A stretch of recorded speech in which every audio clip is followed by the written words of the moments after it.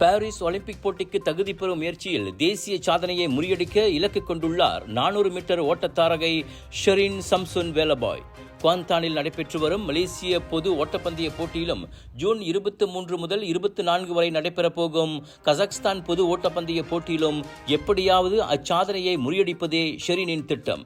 அப்படி புதிய சாதனை நேரத்தை படைக்கும் பட்சத்தில் தர வரிசையில் ஏற்றம் கண்டு பாரிஸ் ஒலிம்பிக் போட்டிக்கு தகுதி பெறும் வாய்ப்பை அவரால் பிரகாசப்படுத்திக் கொள்ள முடியும். ஹங்ஸாவ் ஆசிய விளையாட்டுப் போட்டியின் வெண்கலப் பதக்க வெற்றியாளரான ஷெரின் 400 மீட்டர் ஓட்டத்தில் வைத்திருக்கும் தேசிய சாதனை நேரம் 51.79 வினாடிகளாகும். 26 வயது ஷெரின் தற்போது தர வரிசையில் 63வது இடத்தில் இருக்கிறார். முதல் 48 இடங்களில் வருவோருக்கே பாரிஸுக்கு டிக்கெட் கிடைக்கும் என்பது குறிப்பிடத்தக்கது.